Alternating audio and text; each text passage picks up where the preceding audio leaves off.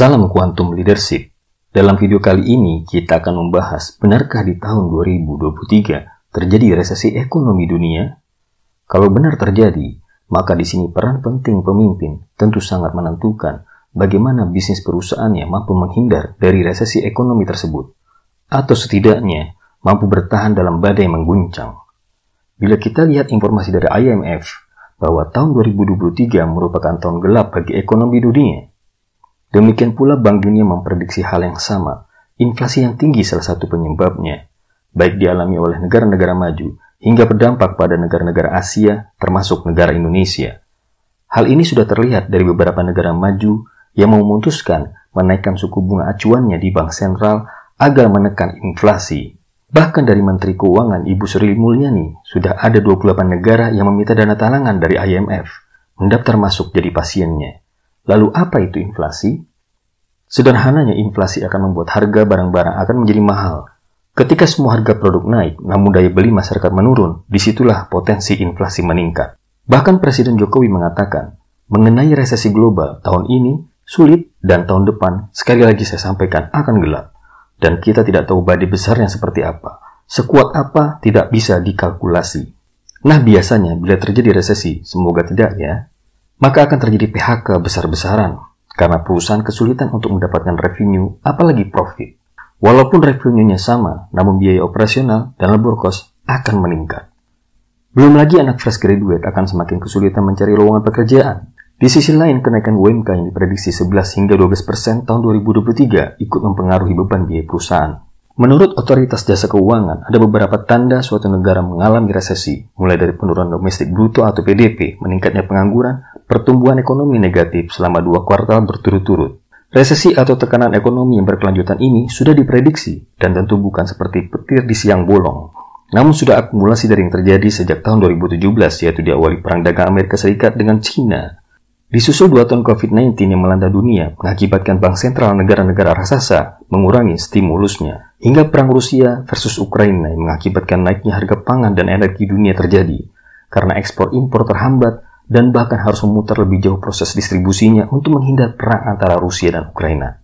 Maka yang terjadi saat ini adalah bank-bank sentral di setiap negara menaikkan suku bunga acuan untuk menekan harga inflasi, karena ketika inflasi menjadi tinggi dan melemahkan pertumbuhan, hal itu akan memukul kelompok masyarakat rendah. Alasan melakukan kenaikan suku bunga acuan agar dapat mengelola likuiditas atau peredaran uang di dalam dan luar negeri.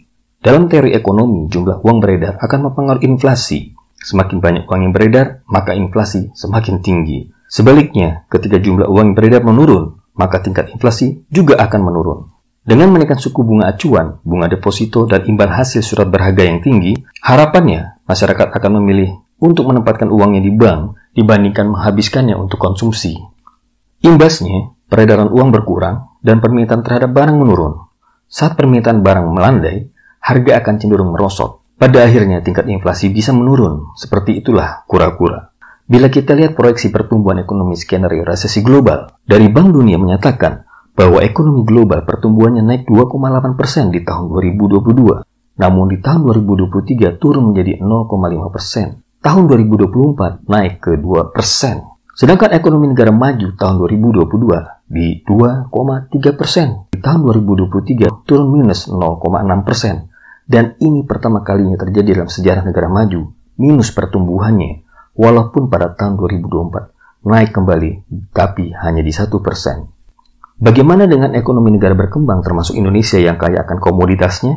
Tahun 2022 di 3,5%, tahun 2023 turun 1,8%, dan 2024 naik lagi di 3,4%. Di sisi lain, Bank Dunia juga memprediksi bila resesi terjadi, maka dampaknya lebih dirasakan oleh negara maju dibandingkan negara berkembang seperti Indonesia. Di Indonesia sendiri sudah ada tanda-tanda resesi ringan, seperti gelombang PHK di beberapa perusahaan startup company, seperti e-commerce, platform perdagangan keuangan seperti kripto, bahkan perusahaan penyedia jasa telekomunikasi. Namun dari beberapa pakar ekonomi saya simpulkan bahwa menurut mereka, walaupun terjadi resesi global, Indonesia tidak masuk dalam jurang resesi yang dalam. Karena kontribusi ekspor ke produk domestik bruto yang tidak terlalu besar, yaitu 25%. Lalu bagaimana pemimpin dapat membentuk SDM yang siap menghadapi tantangan masa depan? Khususnya 2023, Ketua Kadin menyatakan bahwa saat ini transformasi dan penyusunan desain organisasi yang agile dan efektif merupakan hal yang wajib dilakukan. Juga SDM yang memiliki kecerdasan digital dan teknologi yang diiringi dengan memiliki kemampuan global karena perubahan yang begitu cepat.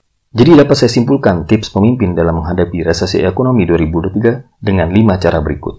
1. Memiliki cadangan atau dana darurat hingga minimal 6 bulan ke depan. Lakukan analisa yang tepat dan akurat untuk melihat kondisi bottom line P&L di perusahaan Anda. Hilangkan kos-kos yang bisa Anda optimisasikan mulai sekarang. Caranya, Anda bisa memetakan mana pemasukan dan pengeluaran yang menjadi prioritas.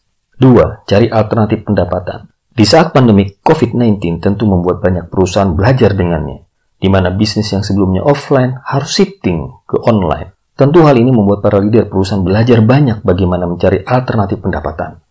3. Saatnya bermain di Blue Ocean Strategy atau strategi Samudra Biru. Bukan lagi di Red Ocean Strategy, yaitu menghindari kompetisi bisnis yang sudah overcrowded atau penuh sesak dan terus baku hantam yang penuh darah. Itulah Red Ocean. Detail tentang hal ini pernah saya bahas di video sebelumnya tentang Blue Ocean Strategy. 4. New Customer Acquisition. Cari customer baru sebanyak-banyaknya. Salah satunya dengan cara mengkaryawankan customer yang ada saat ini. Contoh kecilnya di sini Anda bisa memberikan insentif kepada customer loyal Anda bila mereka memberikan referral customer baru atau menjual produk tertentu dan seterusnya. 5. Merubah fixed cost menjadi variable cost seperti labor cost, lease property, operating expense, capital expense, dan lain-lain. Demikianlah 5 hal penting bagi pemimpin dalam menghadapi tantangan resesi ekonomi 2023, yaitu memiliki cadangan dana minimal 6 bulan ke depan, cari alternatif pendapatan, bermain di Blue Ocean Strategy, New Customer Acquisition, ubah fixed cost menjadi variable cost. Demikian dari saya, salam Quantum Leadership.